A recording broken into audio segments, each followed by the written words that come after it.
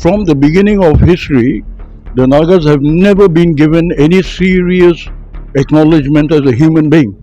All the insurgency that are mushrooming is all because of certain sentiments of indifference and ignoring and insulting. We are nothing. Our voice means nothing. It's about time that the Northeastern, especially the Nagas, must begin to let the government of India know that we are a race, we are a people, an honorable people. We're now at the symposium on Indo-Myanmar border issue on the theme Reconsidering FMR Removal and Border Fencing, organized by Nagaland Indigenous Peoples Forum. Various organizations and people representing various organizations from all over Northeast, all the states of Northeast have come here. I'm now being joined by Mr. Khekiye K. Sema, IAS retired and a social activist.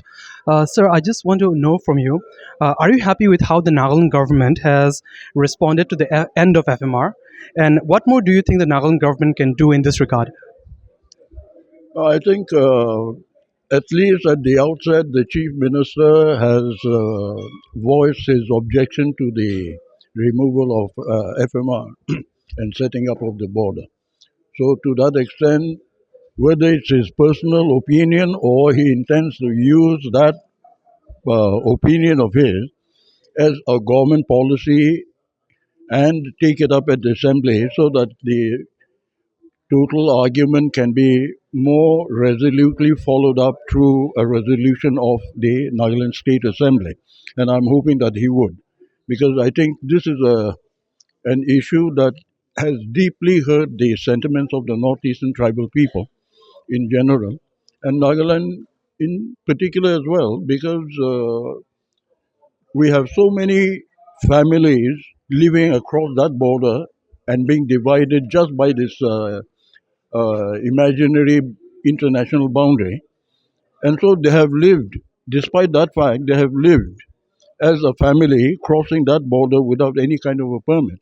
Now, there is a human aspect in this whole business of things. Now, is the government of India listening even or even bothering to consider the sentiments of the people? You see, from the beginning of history, the Nagas have never been given any serious acknowledgement as a human being.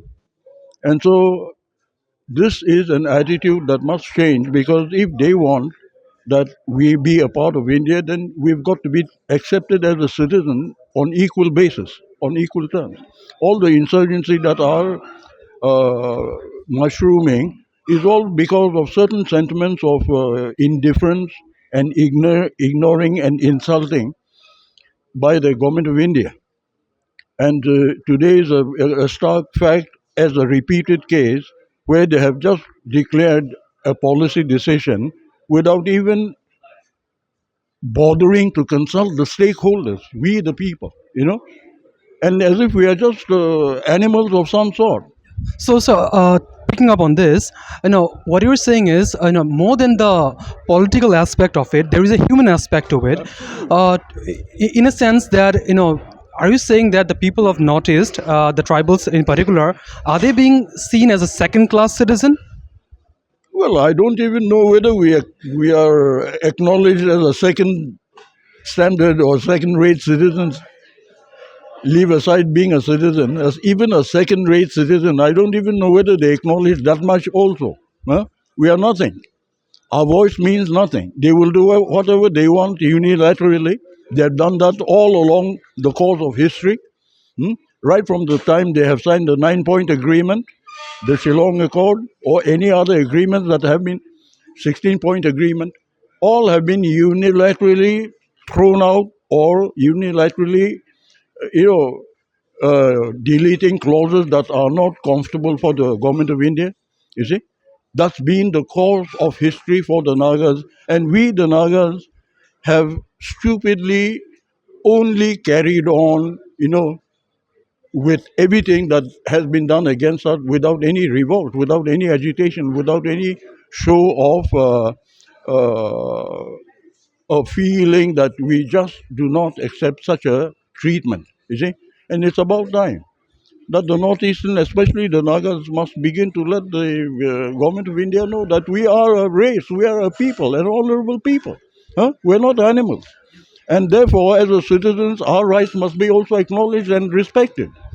And that's what such a symposium, I hope, would be able to ventilate so that the government of India at least sits up and listens to the people of the Northeast for a change. So one last question: as a concerned citizen, as a concerned citizen, and as a social activist from Nagaland, and also a voice and representative for indigenous voices from all over Northeast, this scrapping of FMR is clearly against the guidelines of the United Nations. You or a group of people along with you, are you guys also considering writing to the UN and making them aware of this in this regard, sir? It has already been done by many of the concerned citizens also. You see, here I think the only possible positive approach without any violence is for all the Northeastern Chief Minister, barring Mr. Biren Singh, Chief Minister of Manipur perhaps, for them to pass resolution in the assemblies, respective assemblies, opposing this, and all the chief ministers of the Northeast, if they stand up together and voice a common platform on a common platform and let the government of India know that all the three chief ministers of the Northeast would oppose this in any manner as is required. I don't know whether they can do that or not. But by way of resolution, at least it's a first step towards letting the government of India know that what they are doing is a senseless, unreasonable, inhuman way of dealing with an issue such as this.